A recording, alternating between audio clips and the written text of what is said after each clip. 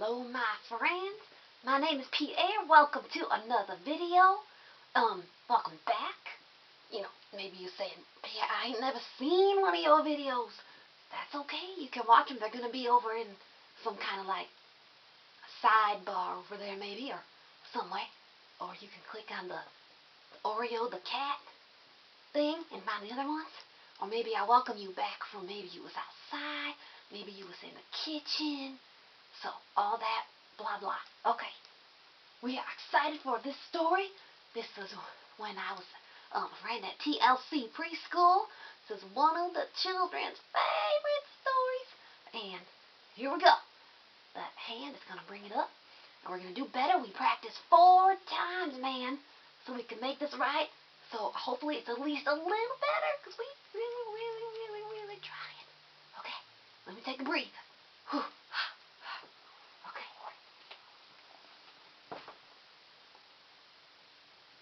There we go.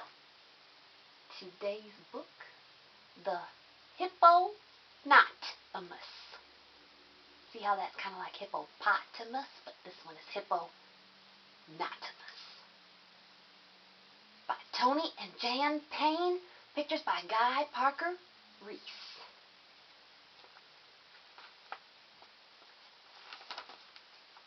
Oh, there he is again. Sometimes he looks so sad and confused, but we can find out why that is.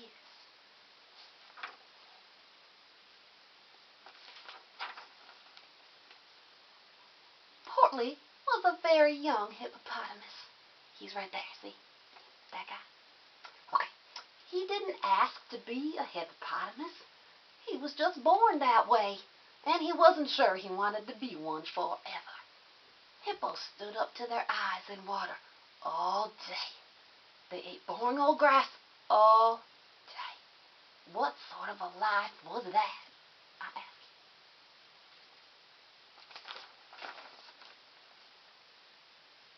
One day, Portly said to his mom and dad, I've been a hippo for long enough, and now I want to be something else.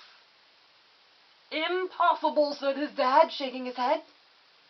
You're a hippopotamus, and that's the way it is, said his mom. And Portly was a very stubborn hippo.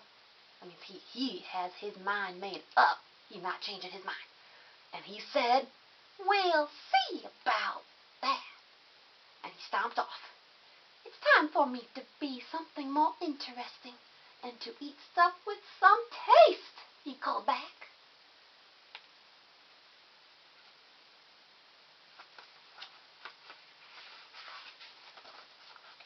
Wow, sorry about that crazy page turning. That has always been an issue for me. It's okay, though. Let's see. Portly had not gone far when he met a herd of animals. More hippos, he thought. But as he got closer, he saw that they had big spikes where their noses should be. You could do a lot of, tossing stuff around with spikes like that, he thought.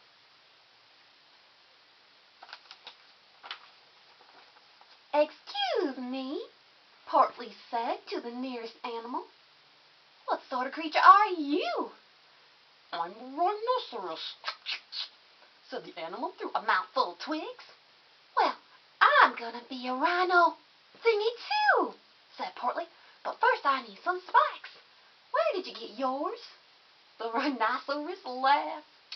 Well, you could say I got my horns from my mother. Does she have any more? Asked Portly. No, the rhino said. You gotta grow your own. We'll see about that, said the hippo. Maybe next time when Portly says his little phrase, we'll see about that, you can say it with me. Yeah.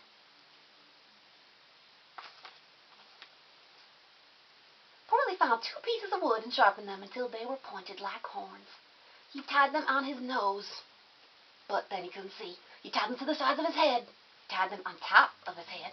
He tied them underneath his chin. No matter what, they just didn't look right.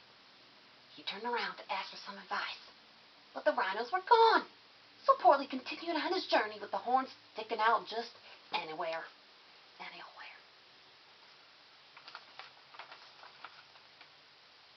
Before before long, Portly saw a strange animal hanging from a tree. He was hanging upside down, actually. That looked like fun. "Excuse me," he said. "What sort of creature are you?" "I'm a bat, I think," said the animal. "And you are?" "I'm a Hippo-NOT-amus, actually," said Portly. "What do bats do?" The bat took ages to answer. "Eat stuff, hang out. It's not easy being a bat," he added. "We'll see about that," said Portly.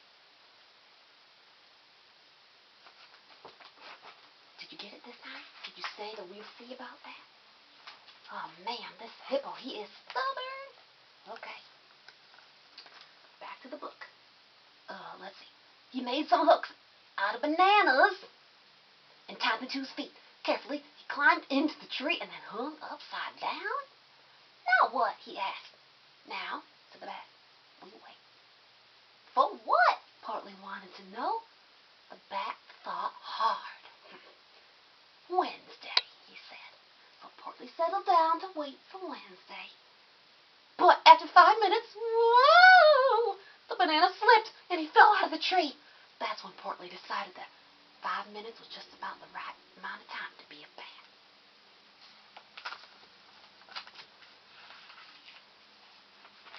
You still there? I know you're hanging with me, because we got some crazy stuff sometimes, and this book is well loved, and sometimes it gets a little crazy and wants to kind of fall apart. I gotta be careful and use some tape. Okay. Oh my gosh, you found another animal. Let's see. A little later, Portly found a water hole. Standing in it was an enormous animal. "Excuse me," Portly said. "What sort of creature are you?" "I am an elephant," said the animal. "What, may I ask, are you?" "I'm a Hippo-Bat-Anosaurus, and I'm going to be an elephant too," announced Portly. "I want to spit water out of my nose. I want to smell something from when I'm here and my nose is somewhere else.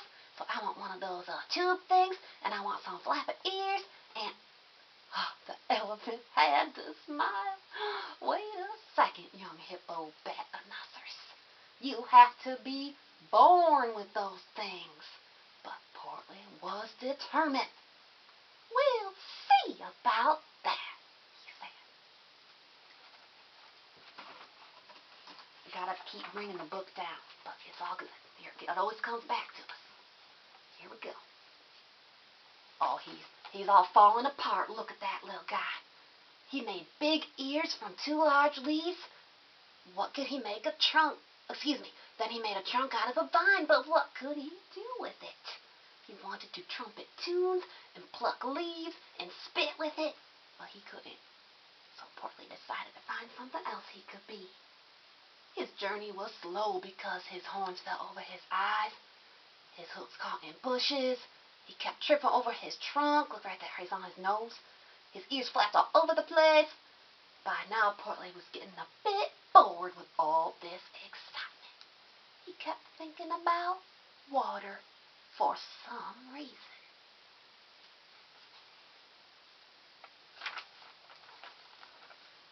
Portly had not gone far when he met some new animals. They started on the ground, like you and me, but ended up above the trees. "Excuse me," said Portly to a Nabby-knee. Down there, that Nabby-knee. "What sort of creature are you?" "I'm a giraffe," it said. "What do giraffes do?" called the little hippo. "Eat leaves mainly," said the giraffe. "Can a Hippo-Bat-Anosaurus eat leaves?" Portly inquired. "I should think a Hippo-Bat-Anosaurus could eat anything," replied the giraffe. "Then I'll be a giraffe," said Portly. "But it takes years to grow all the way up here," explained the giraffe. "We'll see about that." That's what he said. Okay, we're going to have a short intercession.